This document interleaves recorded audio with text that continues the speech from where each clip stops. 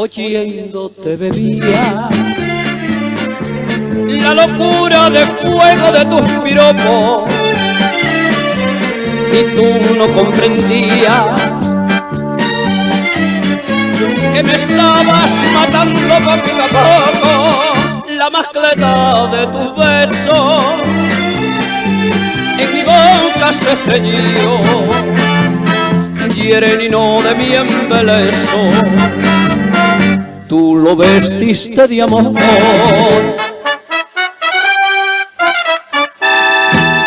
Como un muñeco de falla, me quemaste, y al despuntar la mañana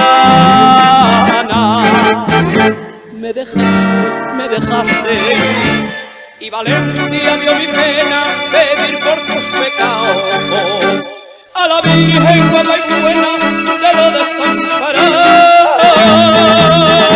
Me orviaste,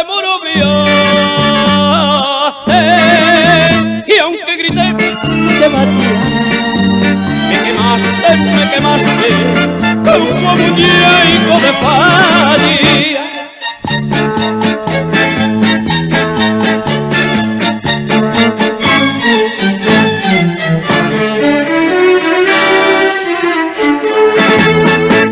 Y llorando me decía: Carlos Blanco del alma, por ti me pierdo. Y luego repetía: si te he visto, Carlitos, yo no me acuerdo. De angustia quise morirme bajo la noche del fuego, y allí solito decirme para pagarme tu amor.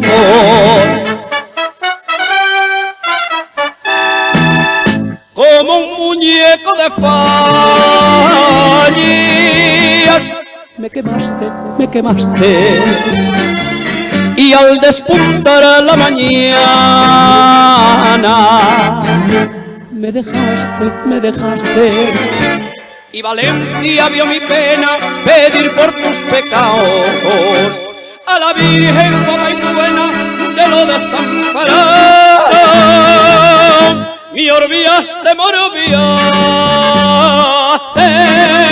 y aunque grité te bachía, me quemaste como muñeco de falla. Me quemaste como muñeco de falla.